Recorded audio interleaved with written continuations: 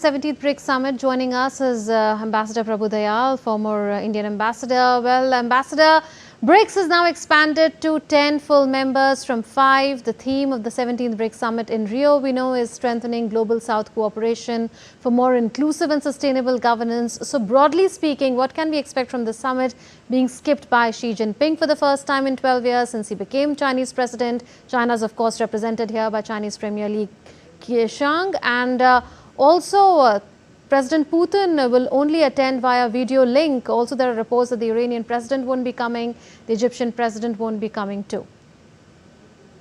Well, first of all, thanks for having me on your show.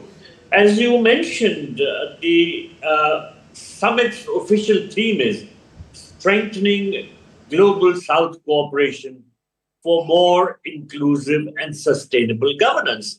And despite the fact that some important leaders of BRICS countries are not going to be attending, the fact of the matter is that the summit is very important, particularly for India. You know, Prime Minister Modi has made it a point to attend every BRICS summit. And his regular presence shows the importance which India attaches to BRICS. So this summit of the BRICS is more than just a platform to speak out on issues which matter to the global South, but it will also give an opportunity to India to lead and influence important global matters. You know, in the past too, Prime Minister has used BRICS to demonstrate that India follows an independent foreign policy and maintains good ties with the developed countries while also working closely with the developing countries. Now, according to media reports, there are some issues which are likely to figure in the BRICS summit, and these are challenging. For instance, some reports have mentioned that the BRICS draft statement includes a proposed condemnation of unilateral US tariffs and also criticism of Israel's actions in Gaza. Now, these are issues that New Delhi has approached with strategic caution. Now, for instance, as regards the US policies on tariffs, India has been attempting to finalize a trade deal with the United States, and any mention in the declaration of this BRICS summit explicitly naming the Trump administration for the trade tariff would be a problem. So I'm sure that we would try to moderate matters. Again, you know, I understand that the draft declaration proposed reportedly expresses serious concern about the situation in Palestine and heightens resumed Israeli attacks and also impediments to humanitarian aid delivery to Gaza. Now, here again, there is a problem as far as our perspective is concerned, because we have maintained a very, very balanced position between the different sides. So we also abstained recently from a UN General Assembly vote calling for immediate ceasefire in Gaza. So we are likely to tread very carefully in these BRICS discussions on these matters. Okay. Also, it's interesting that you've referred to geopolitical issues that have, of course, we've seen in the past how things really panned out, like you referred to at the UN or in the SCO or even in the BRICS earlier.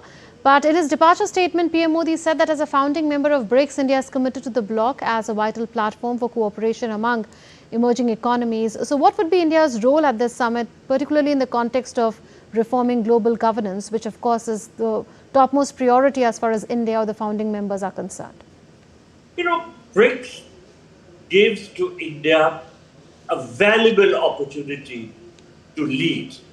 And Prime Minister Modi has always used the BRICS summits to demonstrate that India follows an independent foreign policy. And he has often called for global institutions to become fairer and more inclusive. So I see this happening again at the BRICS summit, which starts today. because it will give to India a platform for expressing views on global issues like trade, finance, and climate change. India sees BRICS as a key platform to push its global interests and also support other developing nations. India has been using BRICS to demand fairer rules in bodies like the UN and the IMF, and I'm sure that at this summit also we will continue to do that.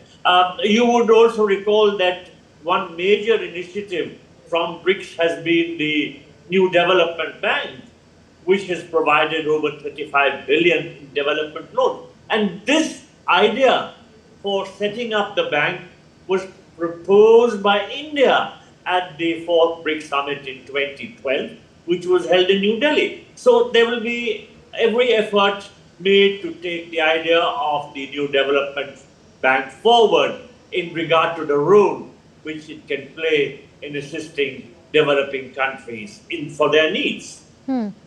Interesting that you say that. If you look at the reform of the financial architecture particularly, then BRICS finance ministers have made a unified proposal for IMF reforms. It includes a new distribution of voting rights and an end to the tradition of European management at the helm. Now, this is for quota realignment in line with members' relative positions in the global economy, while protecting the quota shares of the poorest members and also increasing quotas for developing countries. And now they've agreed to back this shared proposal at an IMF review meeting in December, which will of course discuss changes to this quota system that defines contributions and voting rights. And here what's important is that this joint statement is the first time that the BRICS countries have agreed on a unified position on these proposed reforms. So is then BRICS showing in action how it is serious about the reform of global financial architecture, since these Bretton Woods institutions have long been dominated by traditional Western powers? It is because of the fact that these financial institutions like the IMF and the World Bank have been dominated by Western powers that this whole idea of setting up the new development bank came up, because it was felt that the developing countries were not getting a say, or that they didn't have their voice in these important institutions. Now, of course, there is some indication of forward movement in regard to giving the developing countries a greater say in these matters. Therefore, I think that the role which BRICS has played in regard to making this happen is very significant, because it has given countries like India a platform to voice their views in regard to the reform of these global institutions, a reform of the global economic and political order. And naturally, this has worked in favor of the interests of the developing countries. And if at all we see a greater say being given to them at these international fora, then surely the role of BRICS has been significant in this context. Also, Ambassador, this statement confirms discussions to set up a new guarantee mechanism backed by the NDB that you had referred to, which of course is a multilateral bank funded by the BRICS, which aims to lower financing costs and also boost investment in developing economies. Can you put that into perspective for us? Well, let us see how things shape out. I am not going to prejudge, but like you, I am following this matter very closely, because a reform in this regard will certainly play out to the advantage of the developing countries. But I'm watching with great interest, but still with some degree of caution, to see how things are actually going to shape out. Let me say that the global financial system is weighted in favor of the developed countries, and the developing countries find themselves at a great disadvantage. And in fact, this is the reason why Prime Minister Modi has championed the cause of the Global South. In fact, India has become the leader of the Global South, and the Prime Minister has sent across a message to the developed countries repeatedly that India believes in Vasudhaiva Kutumbakam. We are one family, and the family cannot be happy if the developing countries are unhappy, or in fact the least developing countries are so badly in need of international assistance. So India has, of course, repeatedly extended a helping hand to all such countries, but it is calling on the International Monetary Fund and the World Bank to help these countries out as much as possible. And in fact, if I may be allowed to repeat, the setting up of the new development bank in 2012 at the New Delhi summit of BRICS was for this precise reason, to give assistance to developing countries and enable them ultimately to have a greater say in the International Monetary Bank and the World Bank. You mean the IMF, the International Monetary Fund, yes. Okay, Ambassador, towards the end, we know that the next chair of the BRICS summit would be India. So the 18th BRICS summit will be held maybe 12 months from now here in India. So how crucial in that sense is Prime Minister Narendra Modi's participation in this summit? And do you think that we are all on board as far as the core issues of reform of global financial architecture or global governance architecture is concerned? Well, the BRICS summit is certainly going to focus a lot of attention on the international governance systems. And India will perhaps play a very important role. Of course, it would have been more, more significant if the heads of China, Russia, Egypt and Iran were also present, because that would have brought together some of the biggest power players in the world. But regardless of that, if the BRICS countries, which now number 10, and which are very important players in the global system, if they can make their voice heard with some degree of unanimity, then it will make the BRICS voice count in this particular context. Now, let me mention that BRICS, why do I say that it can matter much more than perhaps it has been doing in the past? BRICS countries now account for more than 50% of the world's population, and they make up about 40% of the global GDP.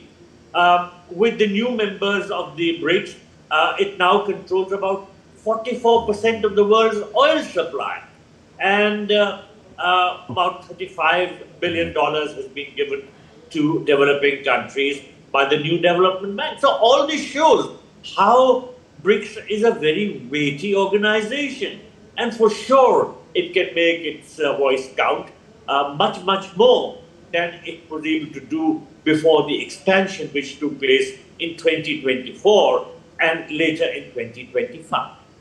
We leave it at that. Ambassador Prabhu Dayal, such a pleasure to have you on DD India for putting the visit of Prime Minister Narendra Modi to attend the 17th BRICS summit, particularly in Rio de Janeiro, into perspective. Thank you. Pleasure.